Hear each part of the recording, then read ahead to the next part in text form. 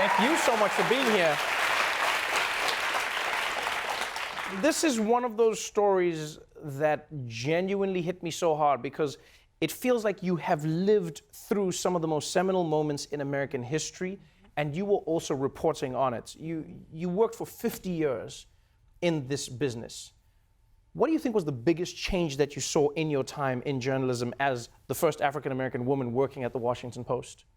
I think the biggest change was after the urban uprisings of the 60s, when the Kerner Commission, which was a commission that was named by the president, said the media had in many ways contributed to the fact that the urban riots occurred. And that was because they had not integrated their reporting and the editing staffs.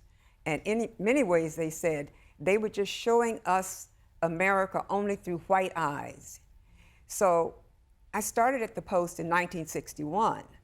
When I went back in 1972, it was a little different because there were more reporters of color, right, more females, but still it was very white male dominated. You came into this world at a time when it was just something that did not happen. You walked into a newsroom where there were only 2 other reporters who were black. Mm-hmm. You were the first African-American woman in this space. Mm-hmm. And reading in the book, there's one of just the most harrowing passages where they had a policy of not reporting when black people were murdered. Mm-hmm. One editor even called those cheap deaths that shouldn't be reported. Yeah. How do you even begin to work in that kind of environment? And did you help the editors understand why it was crucial to report all news? I tried to help them. And I think the way I began working in that environment is because Dr. Martin Luther King was beginning to say to young black people, go into white corporations and excel. So it felt like I was almost part of the freedom movement by going and becoming the first African-American woman at the Washington Post. I didn't think I was a trailblazer at that point. I just was doing a job that I loved. Right. I had 4 years in the black press, and the black press has been very important in America.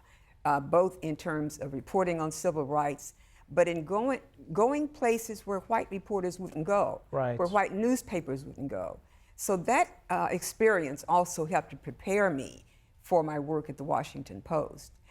One of the first stories that I remember a lot was when I went to the University of Mississippi as part of the team from the Post to cover the integration of Ole Miss.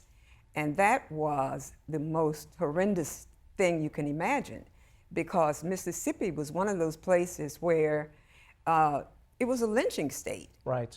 It was the heart of segregation, and the university was like this bastion of white supremacy. So it was chaotic on the campus. But what hurt in addition was that I had no place that I could get a room because they didn't have hotels for black people. So I slept in a black funeral home. And in a funeral home? Yeah. I slept with the dead, Trevor. This is so insane that you have lived through that time. I'm honestly fascinated to know, in that time when this was happening, were you optimistic? Did you think that you would see America change? Or was the resistance to integration so strong that you thought it would last forever? The integration was so strong that I never thought I would see a black president. Wow. That was a huge step forward, right, in many ways. But of course, with America, it can be liberal and then it can swing to conservatism, and you see what we have now. I see what we have now. I do indeed. You reported on so many stories, and your inclusion in the newsroom was powerful because it really felt like, when you read the book, you lived through 2 of really the most important eras in American history, in modern history, definitely. And that was women's movement for equal rights and black people's movements for civil rights. Mm-hmm. Which of the 2 did you feel like had more momentum when you were in them? Did you feel like, oh, this is going to happen or this one won't? Or did it feel like both were just moving forward? It felt that the Freedom Riders and the freedom, I call the whole civil rights movement, the freedom movement. Yes. it felt like it was going to open doors for so many other people. Right. Because after the Civil Rights Movement, after the Black Power era, that's when Gloria Steinem wrote her article that said, after Black Power, women power. Right. And so after the women power, it's the blacks who were the pioneering minority. And so after women power, then you had the oppression against gay people Right. being really looked at and studied and acknowledged. Then you had the oppression against the disabled. So it's many ways, it's the Black movement, I think, that was the most important movement, because all people all over the world were singing "We Shall Overcome." And, you know, in Right. China and all around the world, people who had been oppressed were saying, if that happened in America, you know, why can't it happen here? It's so powerful when you speak about how when you first got to the Post, your mission was not to be a reporter that focused on Black issues, but just a reporter who excelled. You didn't want to be pigeonholed as a Black reporter. But then you came to realize that it was crucial for you to take up that mantle and report on Black issues. Why do you think it's so important for mainstream media to look more like actual America and not just have the voice of predominantly white men? Yeah, it's because you can't really talk about a community that you don't in some way represent, that you don't in some way know, that you don't in some way have more than a stereotyped notion of what it's all about. And because with white supremacy in America, that whole narrative has also been accompanied by an anti-Black narrative. Right. And very often, and that's been since the beginning. This is 2019. We African Americans or Black people have been in America 400 years. We were here a year before the Mayflower, but you know, 2.5 centuries of that was the era of slavery. Right. And then at the era of Jim Crow, so or segregation in the South. Yes. Yeah.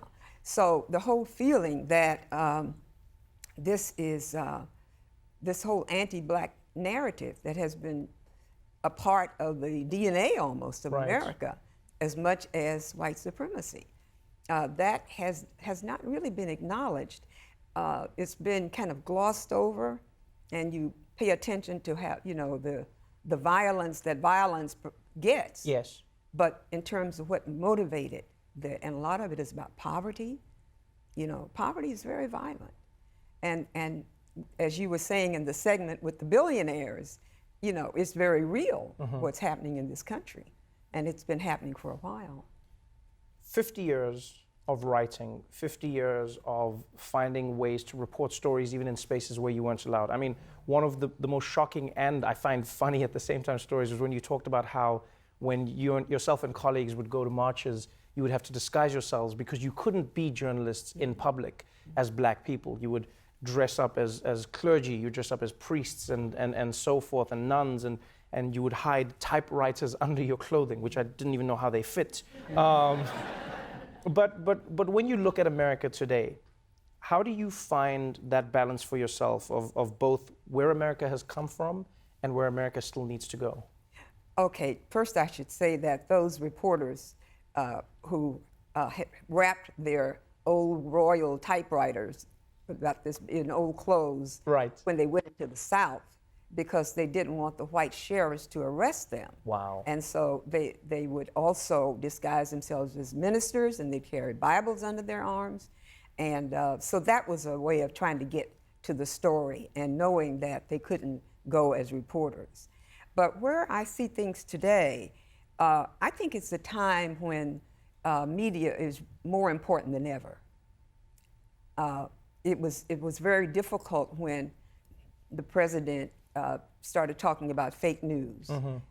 It was very difficult because, you know, those of us who came up in the legacy media, we knew about all of the issues of ethics that we had to adhere to in order to be hired by the Washington Post and in order to work there.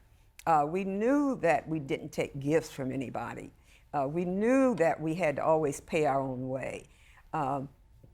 We knew that we had studied in colleges and universities.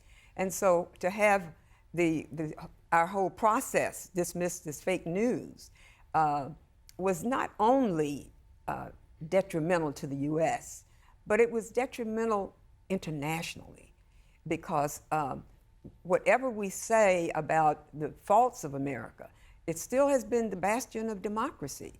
And so when you have something as crucial, as freedom of the press, right, being denigrated by the top official of the land, it has a very destabilizing effect in the whole world. I could genuinely talk to you for hours, but luckily I have the book to keep me company. Thank you so much for being on the show. It's an honor meeting you. Thank you so much. Trailblazer is available now. A truly fascinating story. Dorothy Butler Gilliam, everybody.